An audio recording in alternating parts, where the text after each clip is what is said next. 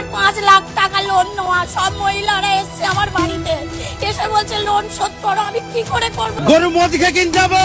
এবার কোরবানি শুভেন্দু অধিকারীকে দিয়েই শুরু করো। পশ্চিমবঙ্গের রাজনীতিতে সরকার পরিবর্তনের পর শুরু হয়েছে নতুন এক বাস্তবতা।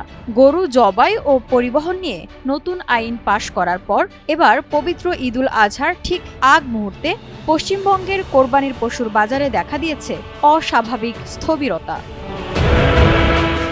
গরু কেনা বন্ধ করে দিয়েছেন মুসলমানরা, আর তাতেই বিপাকে পড়েছে হিন্দু গরু পালনকারী ও ব্যবসায়ীরা। শুভেন্দু সরকারের নতুন আইনের জেরে এক প্রকার হাহাকার শুরু হয়েছে পশ্চিমবঙ্গ জুড়ে। ফোটানোর ঝামেলা ছাড়াই নিরাপদ পানির জন্য ঘরে আনুন পিওরিট। কল করুন 16627।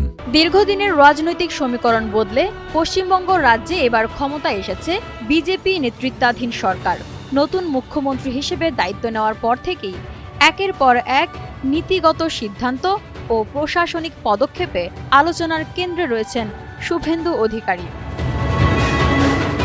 আর এবার সেই নতুন সরকারের একটি প্রশাসনিক নির্দেশনাকে ঘিরে তৈরি হয়েছে নতুন বিতর্ক ও উদ্বেগ। পবিত্র ঈদুল আজহার ঠিক আগ মুহূর্তে পশ্চিমবঙ্গের কোরবানির পশুর বাজারে দেখা দিয়েছে অস্বাভাবিক স্থবিরতা। বিভিন্ন সংবাদ মাধ্যমের প্রতিবেদনে বলা হয়েছে, নতুন নির্দেশনা অনুযায়ী রাজ্য সরকারের পূর্বানুমতি ছাড়া গরু বা মহিষ জবাই করা যাবে না। এছাড়া জবাইয়ের জন্য পশুর বয়স কমপক্ষে 14 বছর হতে হবে বলেও উল্লেখ করা হয়েছে। এই কড়াকড়ির জেরে কোরবানির জন্য গরু কেনায় অনীহা দেখাচ্ছেন অনেক মুসলিম ক্রেতা, এমন দাবি উঠেছে স্থানীয় বাজার ও ব্যবসায়ীদের পক্ষ থেকে। ফলে সবচেয়ে বেশি চাপের মুখে পড়েছেন গরু ব্যবসায়ী ও খামারিরা। প্রতি বছর ঈদুল আজহাকে সামনে রেখে পশ্চিমবঙ্গের বিভিন্ন এলাকায় বহু খামারি ও ব্যবসায়ী বিপুল অর্থ বিনিয়োগ করে গরু মোটা তাজা করেন। অনেকের জন্য এই মৌসুমই বছরের সবচেয়ে বড় আয়ের সুযোগ। কিন্তু এবার বাজারে ক্রেতা কমে যাওয়ায় তৈরি হয়েছে হতাশা, উদ্বেগ এবং বড় ধরনের আর্থিক ক্ষতির আশঙ্কা। ফোটানোর ঝামেলা ছাড়াই নিরাপদ পানির জন্য ঘরে আনুন পিওরিট।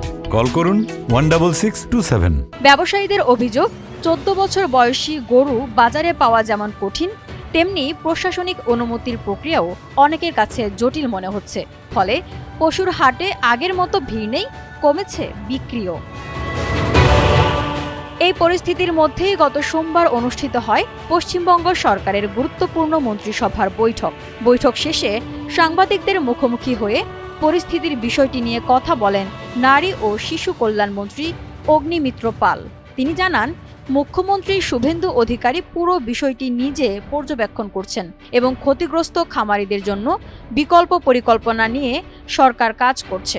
খুব দ্রুত এ বিষয়ে বিস্তারিত জানানো হবে বলেও ইঙ্গিত দেন তিনি। এদিকে রাজনৈতিক বিশ্লেষকদের মতে, ধর্মীয় বিধি, প্রশাসনিক নিয়ন্ত্রণ এবং অর্থনৈতিক বাস্তবতার মধ্যে ভারসাম্য তৈরি করাই এখন শুভেন্দু সরকারের জন্য বড় চ্যালেঞ্জ হয়ে দাঁড়িয়েছে। আর তাই তো মুসলমান তো বটেই, হিন্দু গরু খামারি ও ব্যবসায়ীরাও এখন পড়েছে বড় বিপাকে। এখন প্রশ্ন, আসন্ন ঈদের আগে কোরবানির পশুর বাজার কি আবার স্বাভাবিক হবে? আর ক্ষতির মুখে থাকা ব্যবসায়ী ও খামারিদের জন্য কি পদক্ষেপ নেয় পশ্চিমবঙ্গের শুভেন্দু সরকার, সেটি দেখার বিষয়।